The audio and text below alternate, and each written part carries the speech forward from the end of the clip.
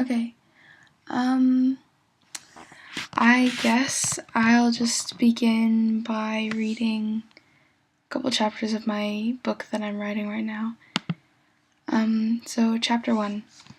Twilight settles itself cozily over the tops of the oak trees whose branches hang lazily overhead.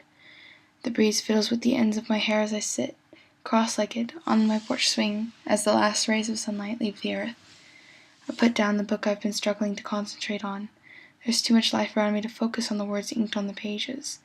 I pull a leafy chunk off the evergreen bush on the other side of the wooden railing standing next to me and busy myself with picking the needles off one by one. I turn the bumpy branch over in my hands and listen to the wind playing between the trees, and for a while I am happy. When the moon finally rises, I hear my mother's shallow footsteps echo over the wooden floorboards. The evergreen branch is warm and sweaty now from my hands. She sighs as she sits down next to me on the swing. Where's Luke? Good question. I look over to find her brown eyes searching my face. Her golden hair, mixed every now and again with bits of silver, hangs lazily over her face. I let the edges of my mouth curl up in a fake smile. I can tell by the look she gives me that she isn't buying it. One of these days he's going to forget all these nights he missed, she says, her voice forlorn and exhausted. She sounds like she's giving up on him. Maybe she expects me to. Maybe she's right, though I don't want her to be. He should be here soon, I half-heartedly argue back. You keep telling yourself that. She stands up slowly as if every part of her aches and places a gentle hand on my back before making her way inside again. I try to concentrate on the rhythmic tapping of her toes on the wood as she walks instead of how much I want to cry. This isn't the first time Luke stood me up, and it probably won't be the last. I'm too used to giving people more chances than they deserve. Put my head in my hands and wait for the tears to come, but they don't. I listen to the hoot of nearby owls and start to swing my legs. The chair rocks back and forth on the chain that hangs from the ceiling above me, and I push the book aside and I start to get sleepy from the motion, but I don't bother to pick up my things and go inside. I push the book that I had been left sitting beside me onto the white wood floor and lay down in the swing. Right as I'm about to drift off, I hear the crunch of tires on gravel. Two bright headlights sweep across my face, and I instantly recognize the sound of Luke's truck pulling up the driveway. He slams the door behind him as he gets out, more out of haste than anger. I can hear him bound up the porch steps, his heavy footfalls making the boards squeak. I waited all night to see him, but I don't want to see him now. Kennedy, he whispers, his warm breath caressing my cheek. Wake up. I can imagine his face, the slender lips and strong jaw just inches from mine. I feel his eyes on me, and I debate whether I should answer him or not. You're a horrible fake sleeper, you know. I pop my left eye open, and I can easily make out his face in the darkness. I actually was about to fall asleep. Luke gives me a look of fake astonishment. All of my frustration is dispelled at the sight of him, and I'm happy to forget that I was ever upset at all. What? That's what you get for being so late. Moi? He places a mock hand over his heart, mock-offended hand over his heart. A queen is never late. Everyone else is simply early. I snort loudly and smile as a smile spreads its way across my face. I don't think that line really fits you, princess, I say with a chuckle at his Princess Diaries reference. Luke's blue eyes hold my steady gaze. If I hadn't known him my whole life to be nothing more than a joker, I'd probably be a puddle on the floor right now from his charm alone.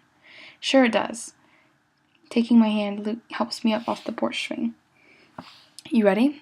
I intertwine my fingers with his and nod my head. His hands are warm and soft, and the feel of his skin against mine gives me butterflies. I let him lead me off the porch and over to the truck. The door squeals loudly as he opens it for me. I climb up inside and sit down, buckling the seatbelt. Pull down the sun visor and open the mirror. The bulb illuminates my face in a dull yellow in a way that reminds me of warm sunlight.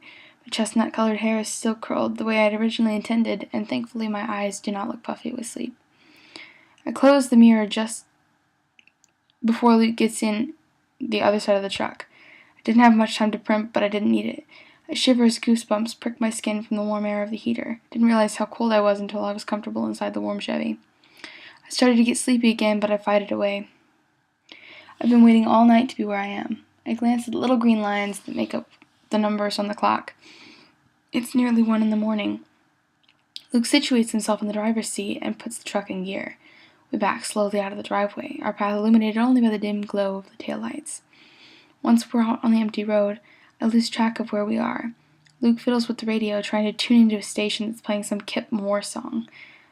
I lean my face to the window and look out at the stars that are spattered across the sky. We don't drive for long. Soon enough I can feel the truck slowing, and I sit upright. Luke turns onto a side road that I don't recognize. Dust clouds billow out behind the truck as we drive along the dirt path. I thought you said we were going stargazing, I say nonchalantly. One by one, I begin to notice all the stars disappearing into the greenery overhead. We are. Don't you trust me? Even in the darkness, I can feel his eyes on me, and I stiffen against my will. Of course I do, I reply. I'm just hoping that you don't give me a reason not to. The words taste bitter leaving my mouth, and I immediately wish I could shove them back in. We're almost there, he says tersely. I sneak a glance over at him. His mouth is pressed into a hard line. Despite the fact that I ought to be thinking of ways to take back what I said, I'm too preoccupied thinking about how good his lips would feel on mine. Pull my best middle school move and put my hand on the seat in between the two of us for him to hold. To my surprise, I feel his fingers laced with mine. The truck slows again, and this time to a stop as we drive around a corner. The tunnel of vegetation that had formed over our heads abruptly ends, followed not long after by the ground. I hop out of the truck and walk over to the edge of the cliff and sit down. I can hear Luke rummaging around in the bed of the truck for something, and I look over my shoulder to see what he's doing. I can only vaguely make out his shape in the darkness. I turn back to the edge. Even in the darkness, I can see for miles at the top of the forest.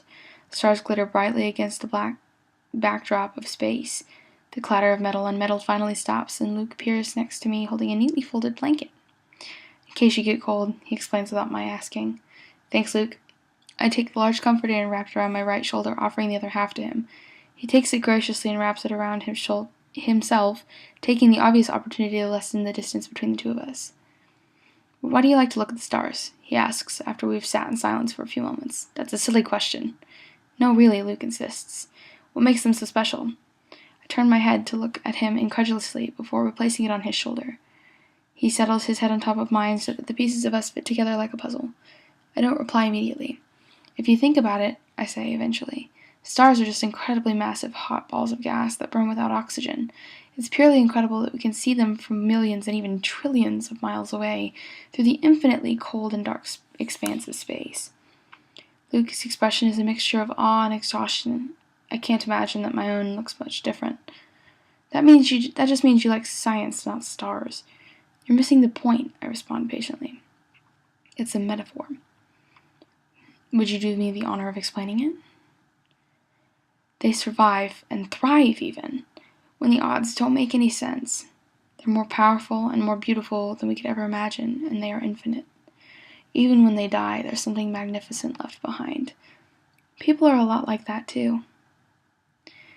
I watch his face from my place on his shoulder as I speak. I like to think that when I look at the stars, I'm looking into a mirror, and someday I want to be able to hold myself in the same regard as I hold those little lights up there. I finish with a finger pointed to the sky. I watch as the corners of his mouth turn up slightly in a little smile, and he nudges me with his shoulder.